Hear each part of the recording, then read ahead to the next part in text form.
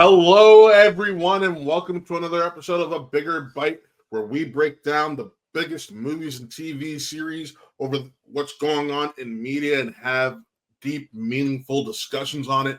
Once again, I am Matt, and joining me today is Bitesize's own Nick and Amarú, or Underoos, if you want to go Civil War. Okay.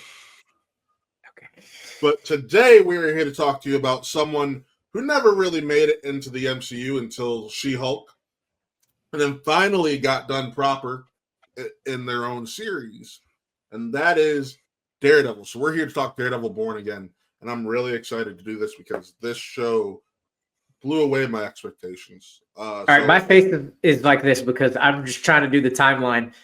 Wasn't Matt Murdock in No Way Home, and isn't No Way Home before She-Hulk? Like, but the character of Daredevil is not. That's what I was saying. But based on how this show has gone, the character of Daredevil is barely in Daredevil Born Again, which we'll go over. So Matt Murdock is in the MCU, my man. Anyway. Matt Murdock is. We'll get to it. We can have this debate. We'll get there. I'll just say this: I'm doing well. I'm very glad to be going over this show, this part one. I'm going to call it a part one. It is no longer a season one. Part one of this season series, whatever you want to call it. I'm here excited to talk about it. I disagree. Nick, how you doing? I'm doing good. I'm ready to talk about this show. I was lucky to see it. Waited 2 months to talk about. Yeah, I was lucky to see the whole thing a couple months ago, and I've been high on it ever since. So yeah, I'm here to talk about some Daredevil. Listen, I know Amarú sat here and called it a part one, but we'll get this out the way now. I can't do that because the first 7 out of 9 episodes were an amalgamation of what was shot and originally before the reimagining. It's been confirmed. Only the last 2 episodes were completely done after the shift in focus. So everything else was like a Frankenstein's monster. That worked really well, mind you. And then next season is the first time we're going to see the full vision of the actual showrunners. So I can't say I can't give it a part one, considering that the story of this, it's called Born Again, right? We don't see Daredevil fully born again until that final shot. In that shot, essentially Matt Murdock has died, and the focus is solely on Daredevil. He's accepting this is who he is as much as he didn't want to, or as much as he tried to fight against it. So it's not a part one, Rue.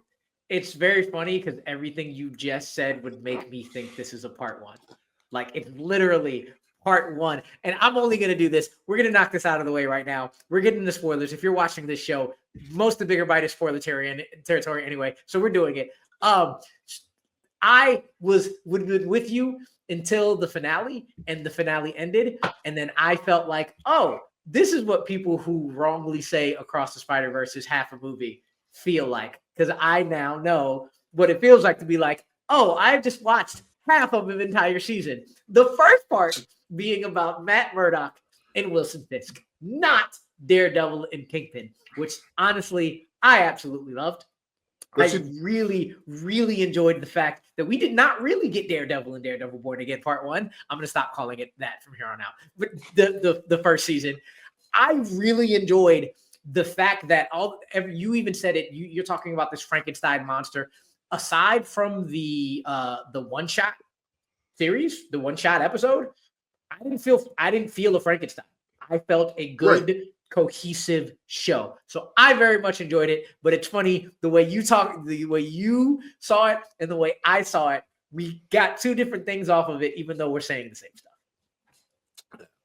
And Nick, what are you feeling about the series?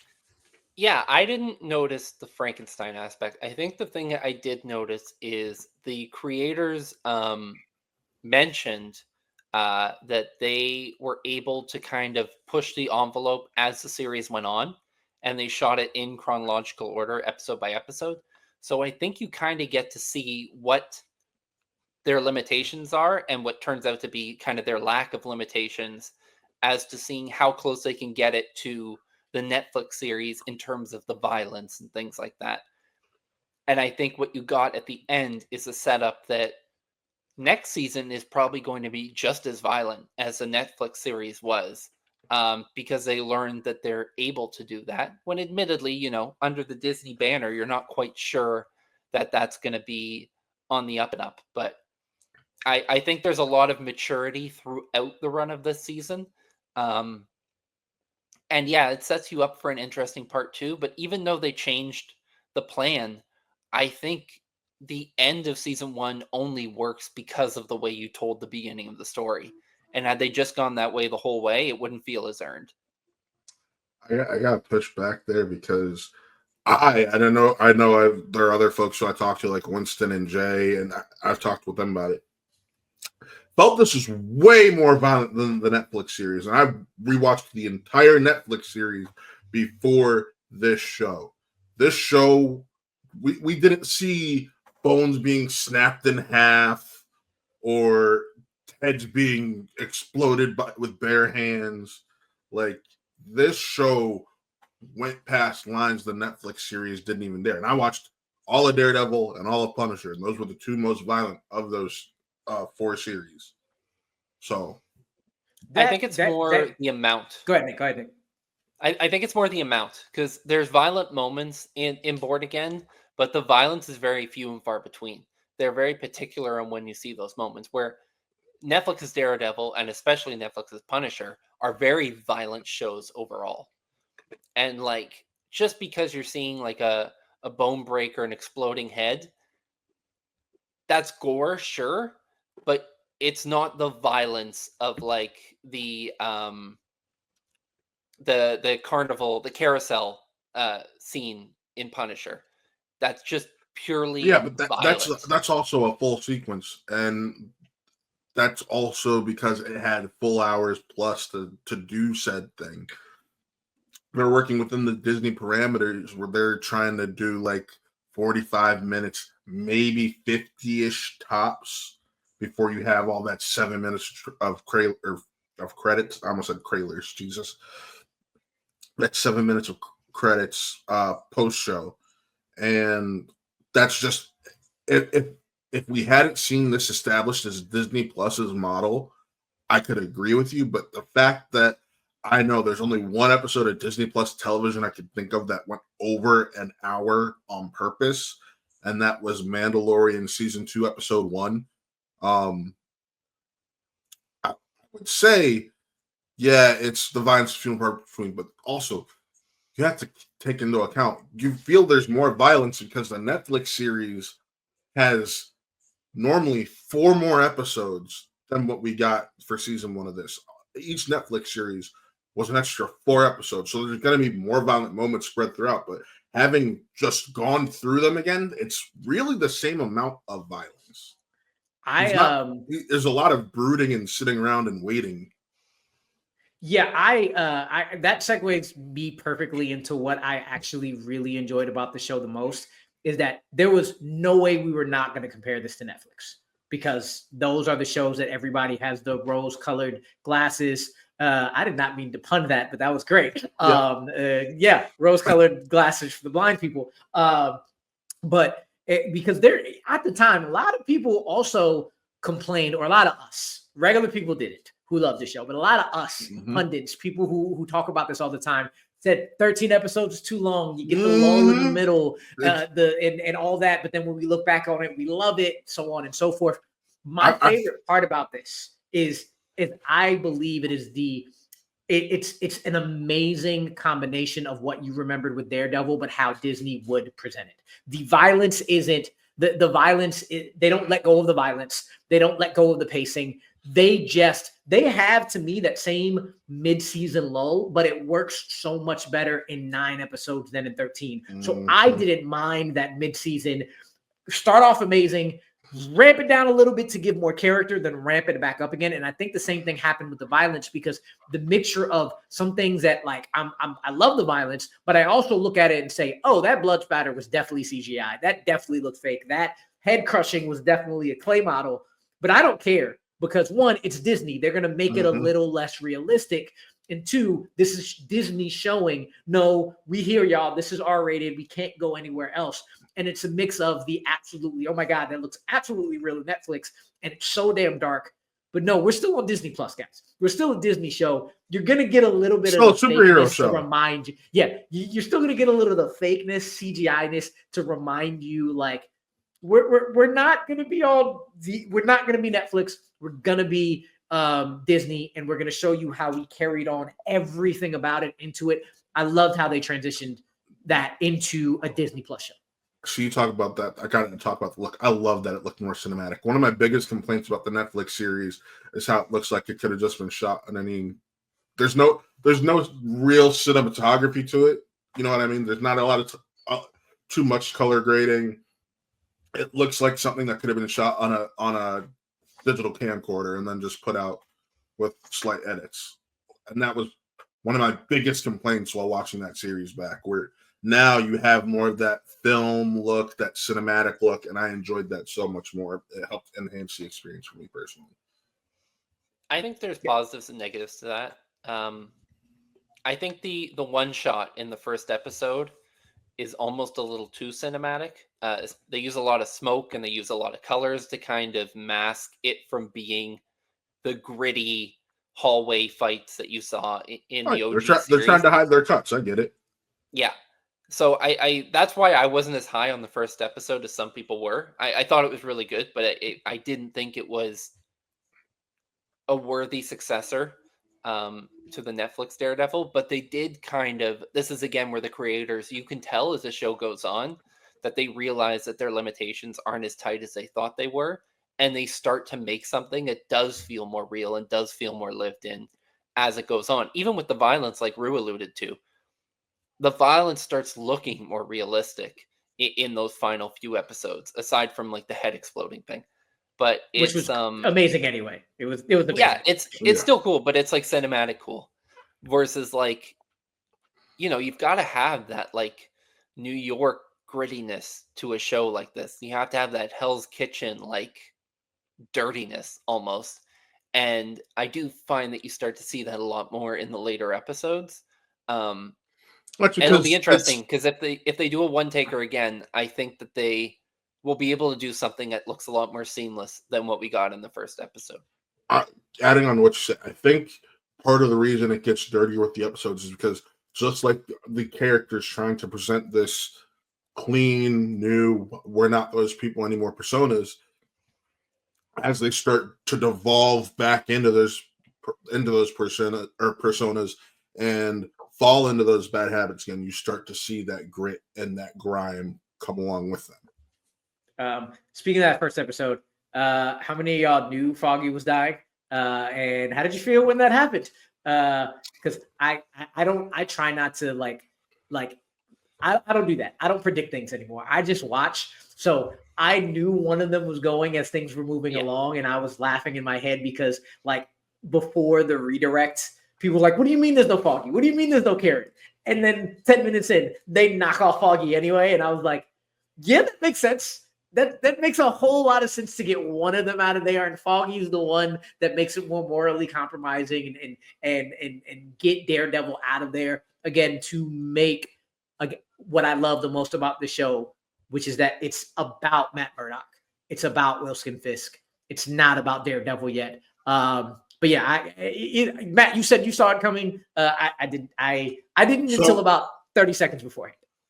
So my reason for seeing it coming was because initially it was, like you said, it was reported that they weren't going to be in it, and everyone's like, "Why?" And then you bring them back, and the early rumors were that Foggy was going to have a death that was off screen, and that's something I knew. So when they brought them back, I was like, "Well, one of them's kicking the bucket." And as much as I love Eldon, and I would have loved to keep Eldon around, he's still always a Bash brother in my heart, man. I was like, well, it's going to be Eldon because they need a female that's going to keep men attentive. And let's be honest, men love Deborah Ann Wall. Also, Daredevil is a hoe. Matt Murdock is a hoe. I put out a post, who's more of a hoe, Reacher or Matt Murdock? And Matt Murdock kind of took that. So we got to let that man be a hoe at all times. Mm-hmm.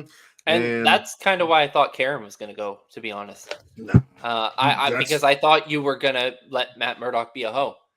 Even more so. Just continue on See, its but hoe ways. You were going to have a new Here's the female thing, love you interest can't- and start that you kind of from can't scratch. have him be a hoe if he's mourning the death of the woman he was interested in. I mean, people deal with mourning and rebounding in multitude of ways, man. Yeah. But They really here's do. the thing. And I will add on to this because I know Nick talked about this when we were talking about Punisher off screen.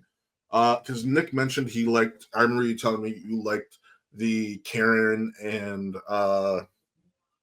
Frank relationship, and you're like, she should have ended up with Frank. I'm like, she's still canon. You're like, no, she's with Matt. Well, like I said, we're both right. We're both right, I guess, based off the finale, because she kind of admits, like, yeah, there's something there, but he's not emotionally available. But that I love how he's like, yeah, I listened to your heart when you saw him. I was like, wow, that's some kind of toxic fuckboy shit right there, Matt. Keep on with your hoeing ways, sir. I'm interested in in MCU hoe. Yeah, I'm interested in seeing how they're going to continue that. How they're going to continue Frank in general in season 2. Because I don't remember 100%. We're supposed to get a special first, is what we are. Yeah, that's because I know that special is coming.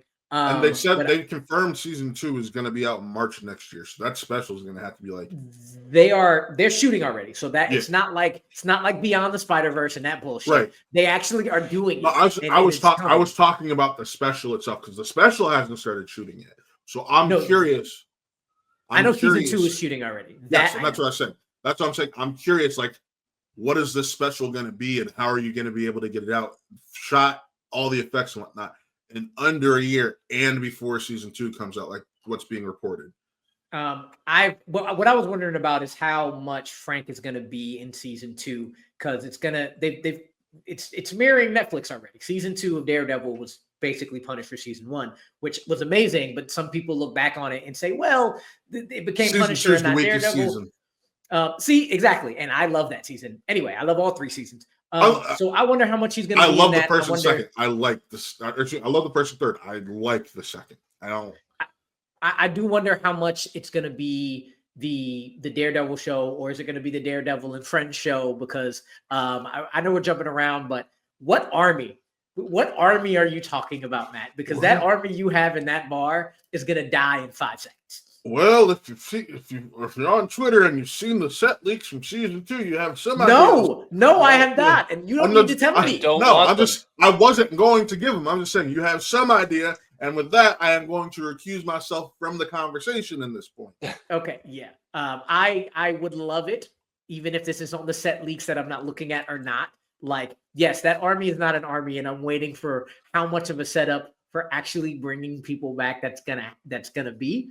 I know Frank is going to be there. He's already there. But the rest of them, even what's his face, Danny Rand saying, "Giving me another chance." Y'all know what I'm talking about. I would actually not mind seeing any of him either. But sticking to Frank, I do wonder how that's going to go moving on. I'll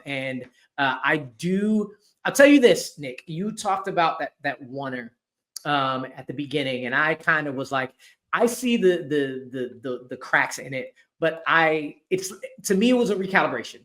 It was like, you need to know that this is not Netflix. You need to know that this is Disney. We're gonna carry some things over, but this is what's gonna be what we're gonna try to do, look more cinematic. So then by the end, I had a little slightly different feelings where I did like the end, but what I hated, and I need people to stop doing this.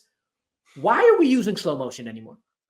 Can we not do that? Yeah. Because the entire first part of that, like, battle of Frank, just all his deaths were in slow motion. I was like, why? This is the Punisher. I don't want to see him do this in slow motion. I want to see him mow down people. So later, when he actually mowed down the cops in full speed and then had that whole soliloquy about the stupidity of using the Punisher symbol, I was much happier.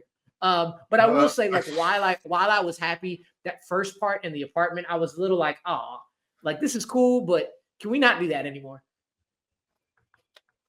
I mean, listen, me personally, I know where this is going, and I'm gonna share my one screen real quick because it's gonna piss off a lot of neckbeards.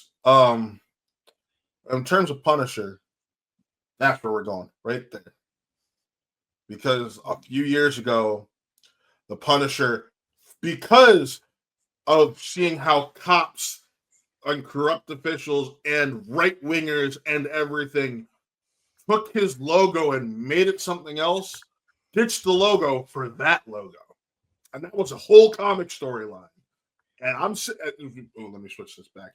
And I'm sitting here as a fan who knows that comic history, and I'm watching this play out in Born Again. I'm like, oh, that's where we're heading. I damn well I'll say 95% confident that that's the direction they're heading, especially with how things panned out in the finale with Frank, where he's trying to tell the cops, like, don't be fucking fanboys. Like, this isn't what I stand for, so on and so forth. So he's gonna stand for something else. Yeah, I think that's exactly where it's going. What the usage of the Punisher logo had become in like the modern day real world, and I think they're going to take that into the series. It's got a very kind of The Boys feel to it, where the Homelander and the Home Teamers and that. But on the other side of the coin, if you're viewing it as like the villainous side, it's kind of the left side, I guess we'll call it. And I think that's where it's going to go, where you're going to have Frank take back his logo, take back what the Punisher is to him. And I think that's what that special is going to be all about. Mm-hmm. Just sticking in the realm of this show and many other shows like The Boys, just basically mirroring real life. Vincent D'Onofrio is the man. He continues to do no wrong. Every little twitch, you're just like, yes. Damn, did that Kingpin's on the spectrum. Kingpin's on the spectrum, and I will stick with that. Sure, but he's still a badass. No, he is. I'm just like being Rue. My point is, I'm giving props for writing a character on the spectrum who is such an interesting and compelling character, even though he's a villain. Yeah, but what did y'all think about like his relationship with Vanessa, and just the mirroring of real life, even more and more. Ooh, Fitz can fix it. Oh yeah. And also within that timeline, what did y'all think of Michael Gandolfini? Because like I liked him at the Little Creep, but there were times where I was like, dude, you're not too much, but I was like, no, I guess you're doing a good job of being. No, he did it. That little snivelly guy. Listen, I felt like I was watching like a young Tony Soprano at moments. I'm not even gonna lie, because he's making these backdoor deals just to try to make himself look better, and it's like that's got to be how Tony weasels his way up, right? Like it's and seeing dude has, and granted, I saw him in Warfare a couple weeks ago. Dude has such a great presence as an actor. Fucking love his work. Just incredible, and he did everything I could have wanted and expect from that character and knocked it out of the park. He's such a special talent. Yeah, I think Gandolfini has a really good screen presence. I think that's kind of the number one thing with him, that he shares that with his father. The late great he just James. kind of ignites the screen a little bit, which is crazy because he's not a flashy actor by any means, Nope. And he's not trying to be, but he's noticeable. He's got that Gary Oldman energy. He's got that charisma. This immediate charisma. Like he gets out of the screen. It's like, hey, it's like, I'm not to be doing some fucky shit, but you're still gonna love me. You're still gonna, and that's the same thing his father brought to The Sopranos. I'm a horrible guy, but you're not gonna be able to do anything but love me because of how I am. Okay, well that happened again. My camera decides it doesn't want to work every once in a while, so I have to like take it off. Y'all can hear me fine, right? Yeah. Okay, cool. Moving on to something else. The other two things I wanted to ask about. One, specifically that bottle episode. How did y'all feel about that bottle episode? But even before going into that, Nick, you mentioned like the first couple episodes didn't work as well for you. For me, episode 3 is my favorite episode. It is the one that hurts the most. Fucking frogs. It's the one with White Tiger. It's the courtroom drama. It's Camar de los Reyes out acting everybody on the fucking screen. Be That's glad they definitely my didn't go with favorite the comic episode. ending. Be glad they didn't go with the comic ending. I don't care, comic or not. I still felt like shit when those no, frogs were in the damn credits. No. I am saying I felt this ending was better than the comic ending because in the comic ending, what happens is he's found guilty, has a freak out, tries to take a police officer's gun and aim it at Matt, and they gun him down in the courtroom.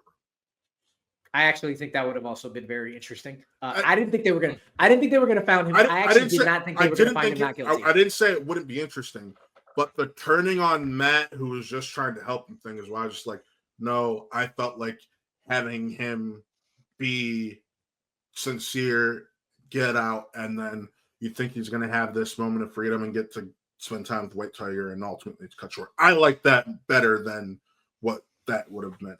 It's almost like a character turn, because why is someone who's a hero gonna pull a gun out and shoot someone in cold blood just because it ain't?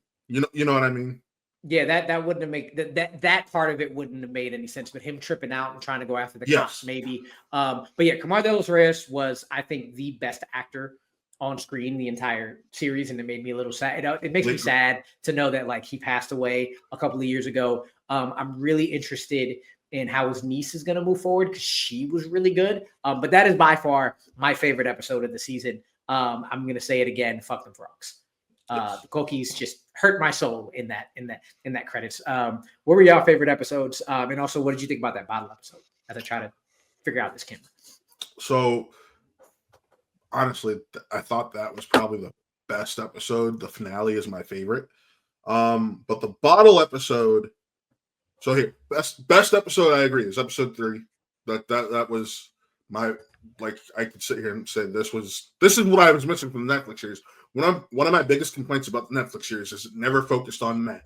It always focused on Matt doing shit as Daredevil behind the scenes, not a lot of courtroom stuff, where the courtroom aspect of Matt Murdock is a major part of the character, and to ignore that in the Netflix series a lot, I felt like it was a disservice. So I felt like him and Foggy having the falling out and Nelson and Murdock dissolving was never really earned because we never really saw it being a fledgling business. But my favorite episode was 9. Because I think 9, while it does have some issues and pacing, and we brought up some of the effects and the slow-mo and all, it was the most entertaining and balanced between what I wanted.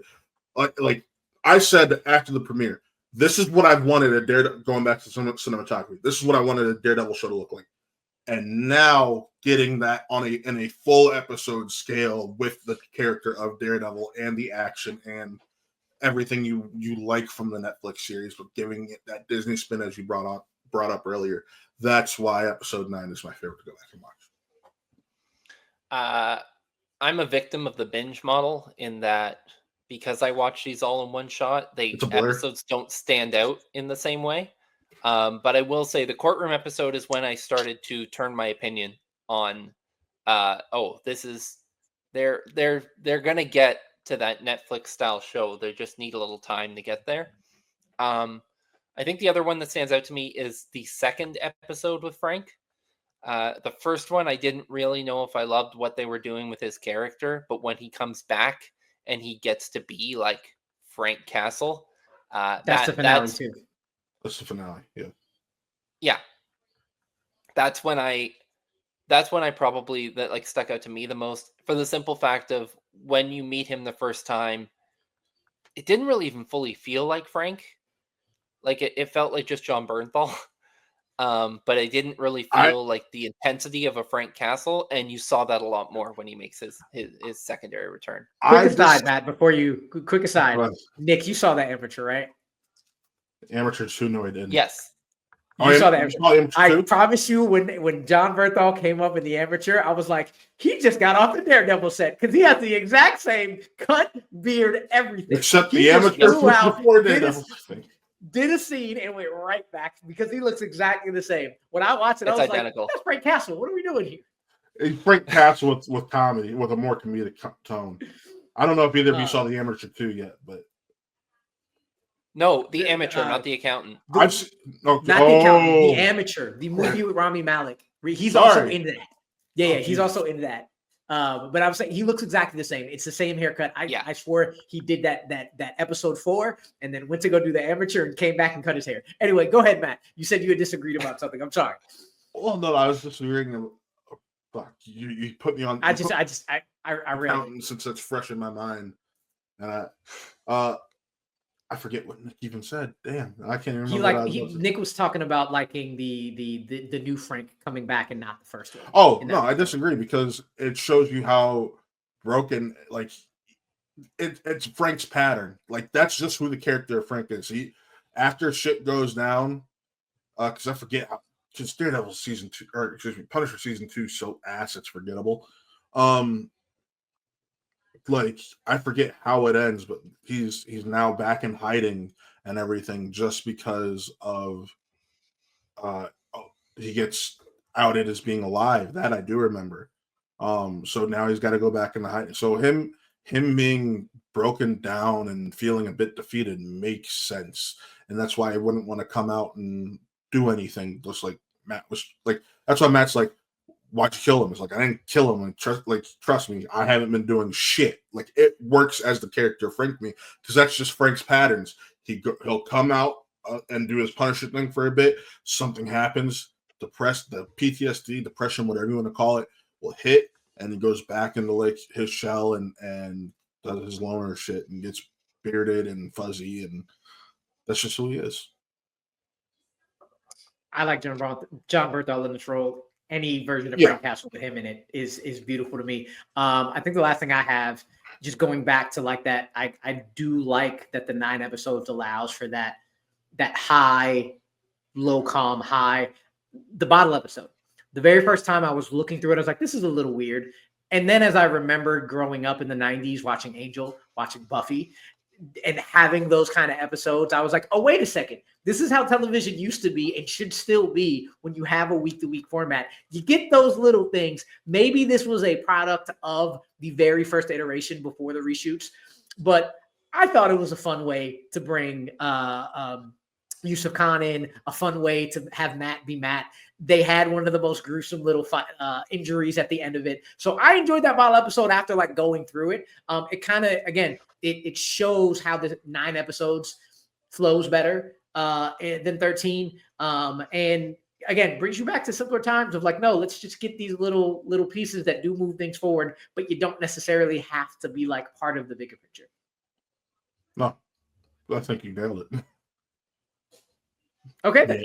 I think, well, yeah, like I enjoyed the bottle episode too, and I enjoyed the Miss Marvel, kind of the first MCU outside of She-Hulk interaction that we've seen Daredevil have. I mean, with the Spider-Man movie, there's this whole idea about timelines and stuff like that. Which Matt are you getting in different variations like that?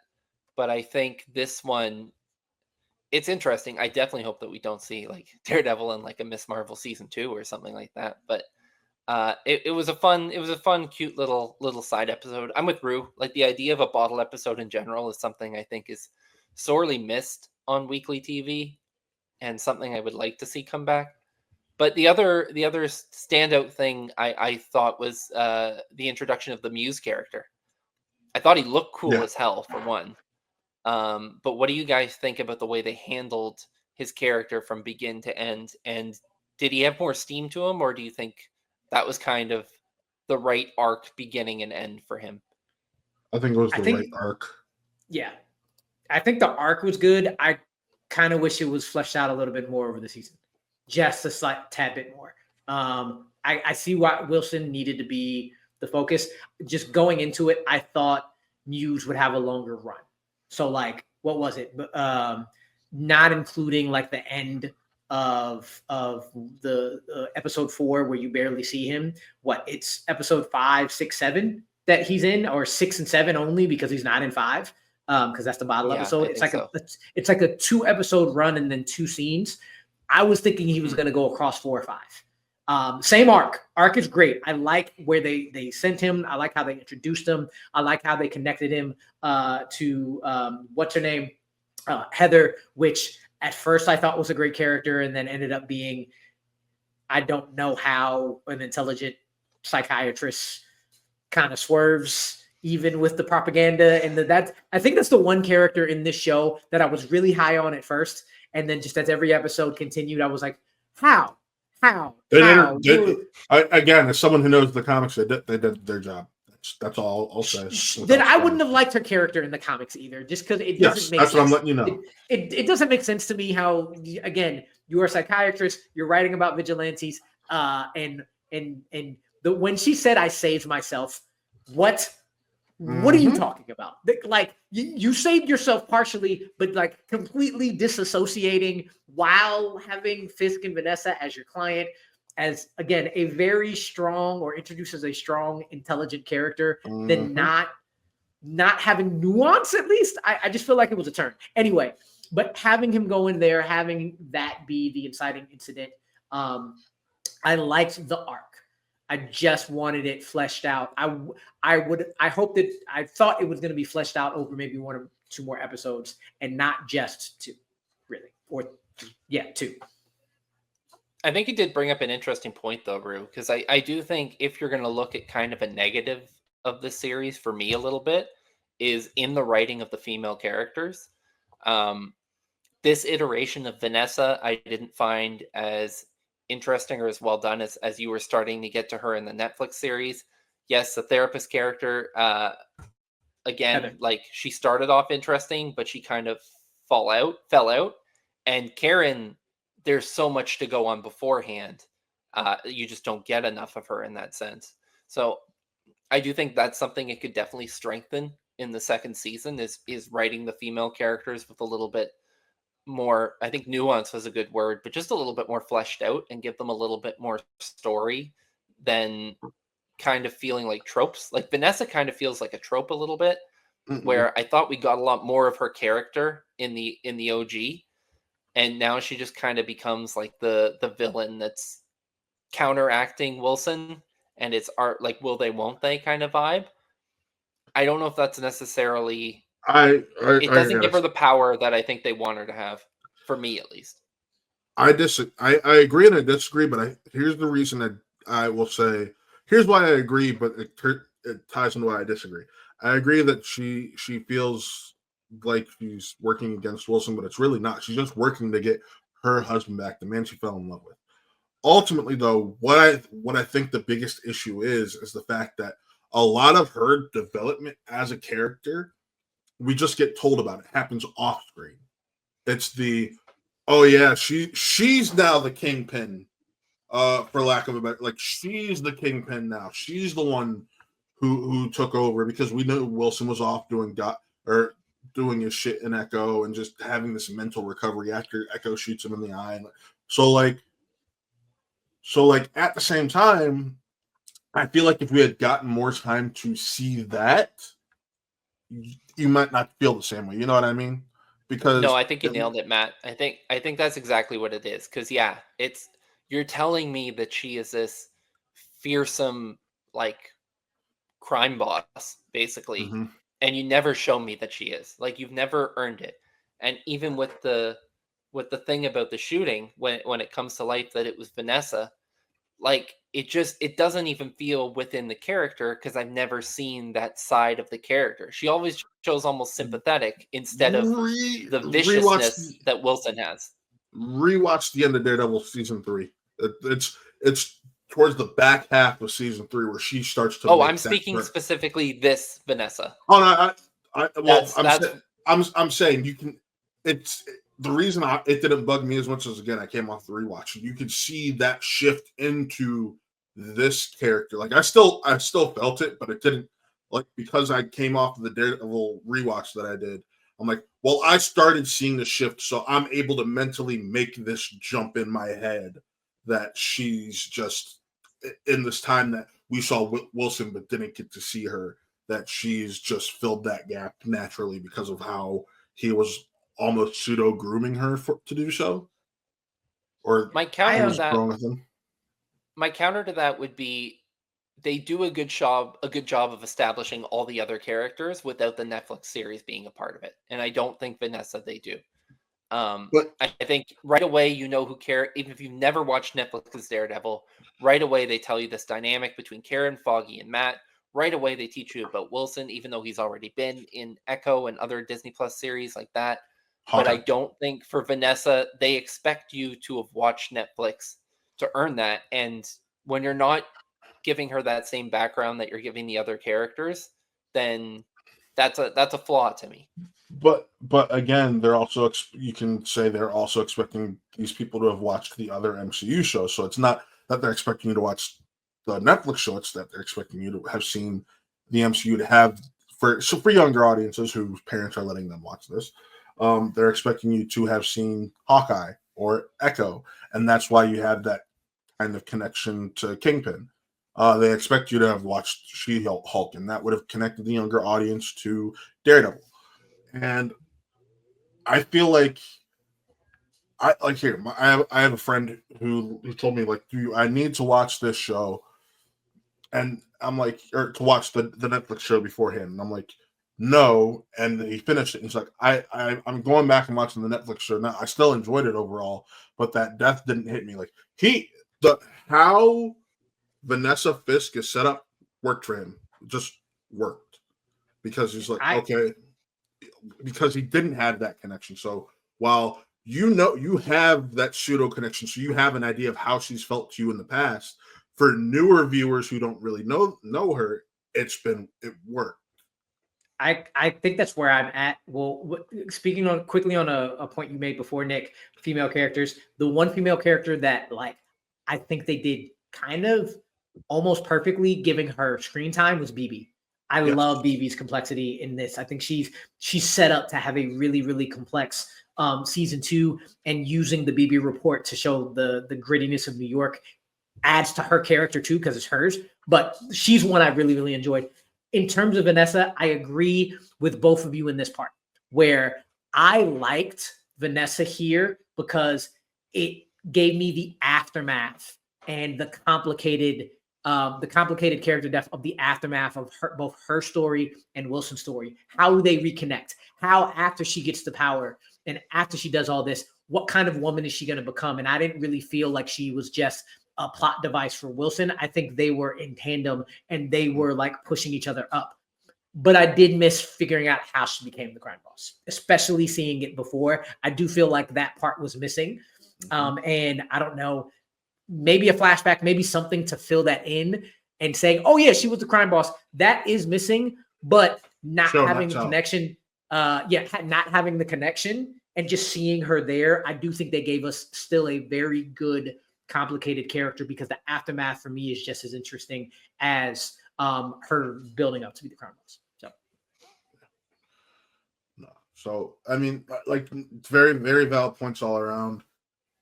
I think we've kind of touched on everything just about. How about you guys? So, I mean, overall, solid season. Loved it. Can't wait. There is one confirmation we got, and this was from D'Onofrio and Charlie Cox themselves when they did the thank you for watching season 1, and they confirmed season 2 is going back to Hell's Kitchen. They shared a video night of the premiere or the day after the premiere, them talking, and they were on set and they were in Fogwell's gym. So really, really cool. What are your hopes leading into season 2 is how I think we should end this off. Rue? I just hope for a continuation of what they're already doing.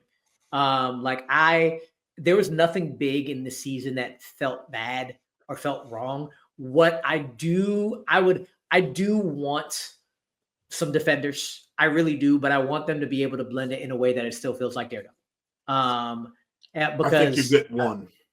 Like if we get one, I would love one. I think you're just getting Jessica Jones because I like the show. We bring Echo into it, see what she's doing, something like that. But mostly, I want the character development with Daredevil and Kingpin being back more to continue. That's my hope. Like it's now part 1, Matt Murdock, Wilson Fisk. Part 2, Daredevil, Kingpin. I want that character development to still be there. I want the focus to still be on who Matt Murdock and Wilson Fisk are, paralleling each other, but now as their well-known monikers. I want that to continue to grow. That's what I'm hoping. Yeah, that's my main thing as well. I don't want to lose Matt Murdock because I find Matt Murdock one of the more interesting characters in terms of like the aliases of superheroes, like the real life counterparts of them. Because he's one of the few that the MCU has made the secret identity actually matter, I think is what makes it important for him. But even if he wasn't Daredevil, like if you were just going to compare like Peter Parker the person and like Matt Murdock the person and like Bruce Wayne the person, like he is one of the superheroes that, like, if he never became Daredevil, like Matt Murdock is an interesting, challenged character, and I don't want to lose getting to see him on screen as they go towards more Daredevil. So I'm hoping they can find a balance between telling both stories because, yeah, I really like Charlie Cox as Murdock, and I don't want to lose that. I think it's going to be interesting because they say how art mimics reality, right? Well, it'd be very interesting to have Matt Murdock speak out on the New York City mayor and be kind of blackballed and hunted for speaking his truth and speaking out against for what the mayor's doing, right? It just seems like it's being set up beautifully to take that turn. So we'll see. But with that, folks, that was the latest episode of A Bigger Bite. Thank you once again for tuning in. As you know, you can find these amazing men right here on Bitesize Breakdown on the website. And you can find me here on A Bigger Bite and my personal YouTube channel, Watt Real Entertainment. You can check out their reviews over there on Bitesize Breakdown. But with that, folks, signing off, that is Nick, that is Amaru, and I am Matt. And we will see you next time for A Bigger Bite. Peace.